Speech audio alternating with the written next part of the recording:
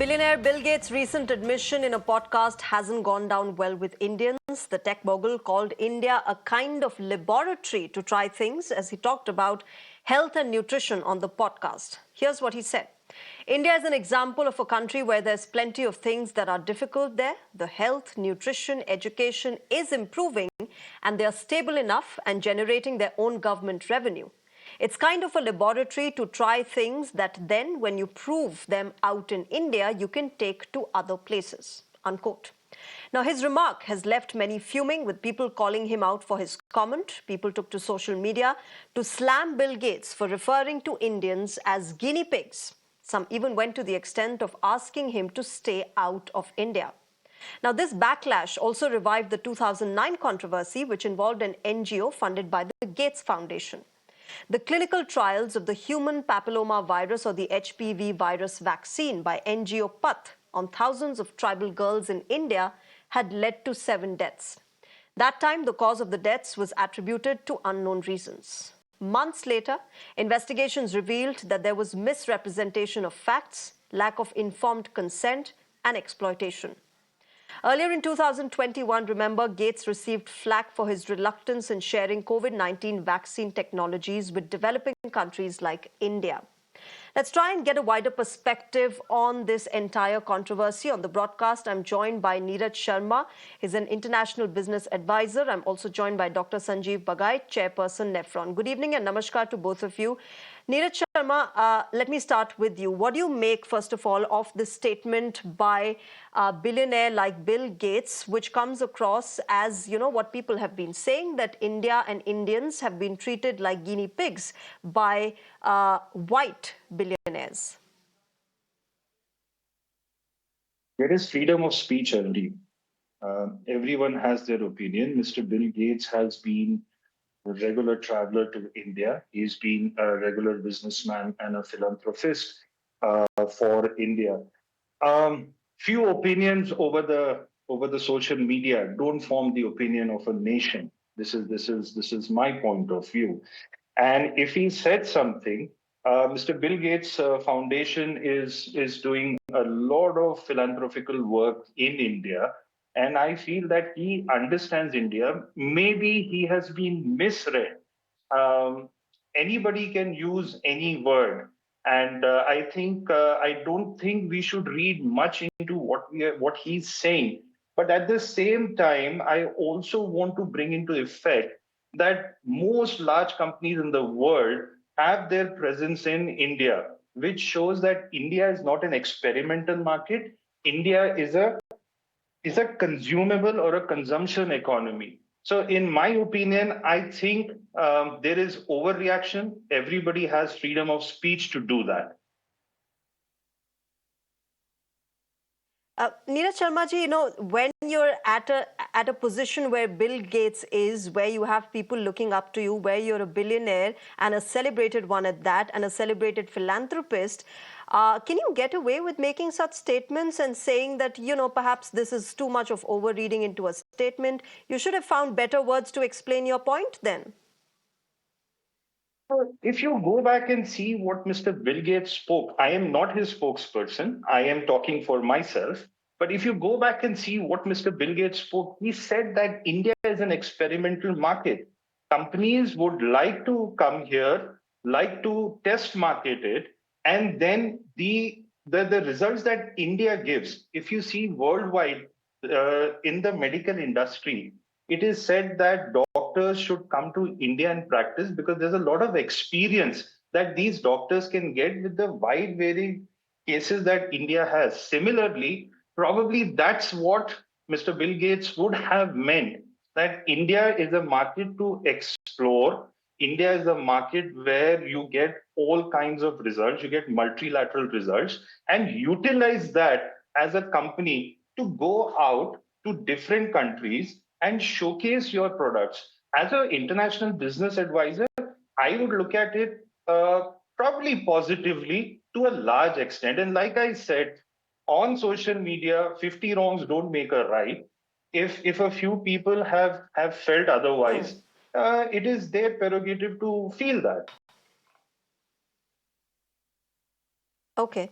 Okay. Dr. Sanjeev Bagai, when we talk about the medical field and medicines, pharmacy, nutrition, what are the advantages and disadvantages of experimenting in a country like India? Bill Gates has talked about it. There are several other companies that also conduct their researches and experiments in countries like India as well as in Africa. There's a lot of alleged exploitation as well that takes place. What are the pros and cons then?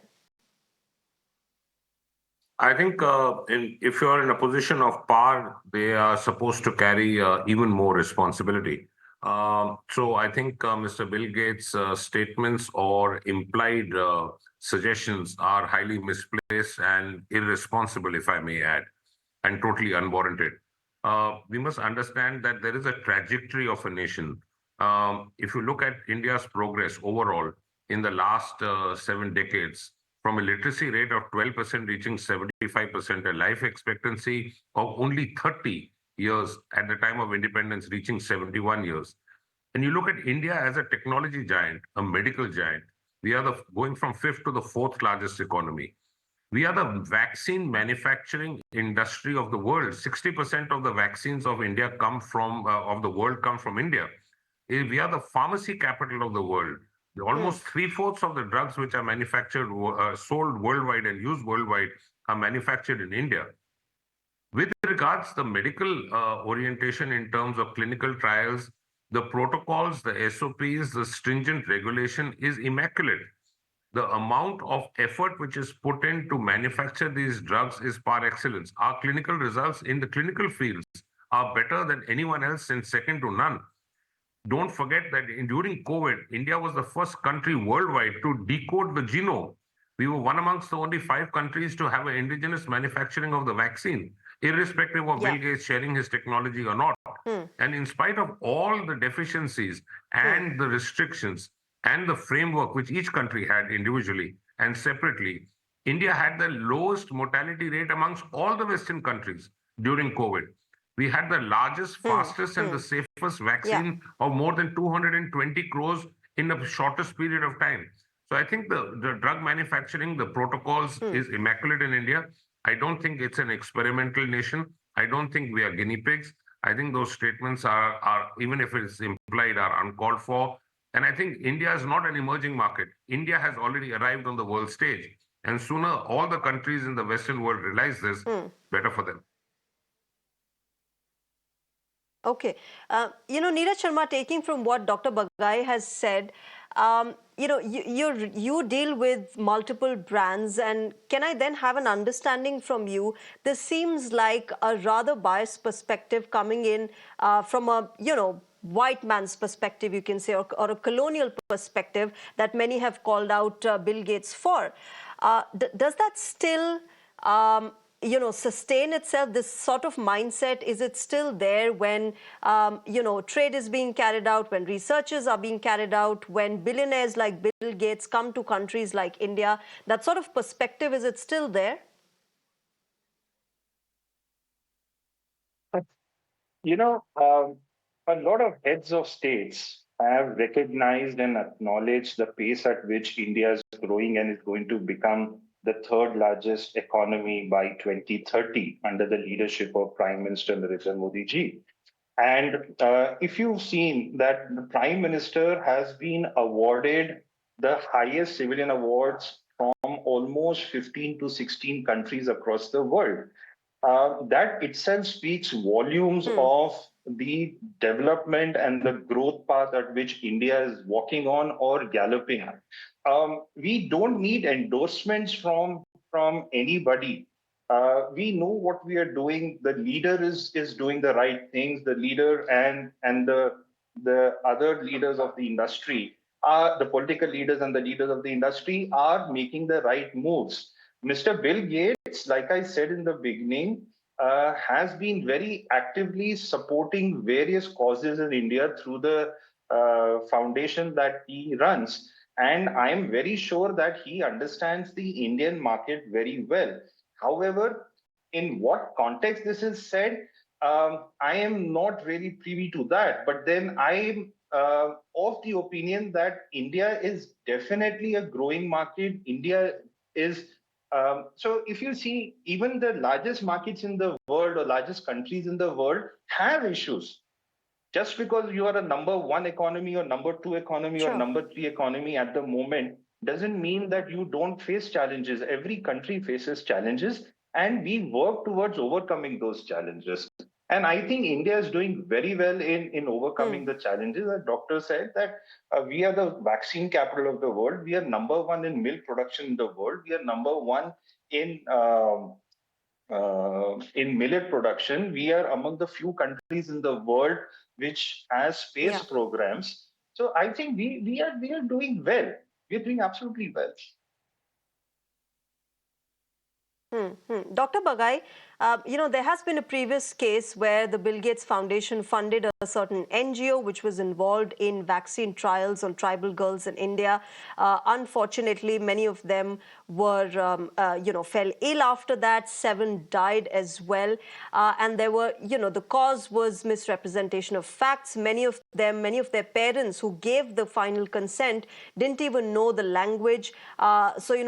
To take them through that sort of process and get their girls into clinical trials of a certain vaccine seems like a very, very problematic situation. Does that still continue? Do you still, what is the accountability of these companies when they come from the outside and they want to carry out researches here in India?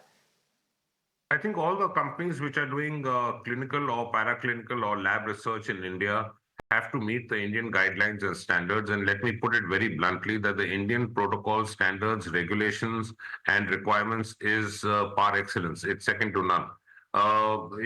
Just the volume of medication which is used and sold within the shores of India is much more than 2 to 3 times of the European Union annually. The amount of vaccines which are used in the Indian subcontinent are unforeseen.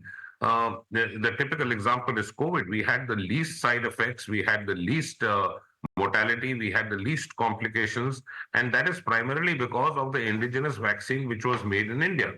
Now, I know that there are certain forces internationally which were trying to show down the vaccine efficacy and the results and the clinical trials in various stages, but that's expected.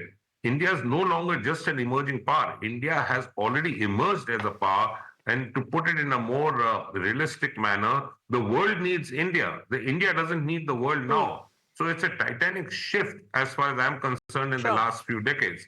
It's the overall power intellect of the Indian people which is pushing it towards our ambitions, our goals, not only in terms of medicine, but in terms of manufacturing, industry, travel, trade, finance, in terms of economy, you name it. I mean, the amount of progress we have made on rapid increase in the infrastructure. So obviously, eyebrows are being raised internationally. But that's the fact that India is Hmm. now there on the world stage and it's one amongst the top global leading countries. Okay. All right. We leave it there. Thank you very much to both of you, Dr. Thank you. Sanjeev Bagai and Mr. Neeraj Sharma, for joining us on the broadcast and sharing your perspective on this entire controversy that has now emerged out of Bill Gates' remarks. Thank you very much to both of you.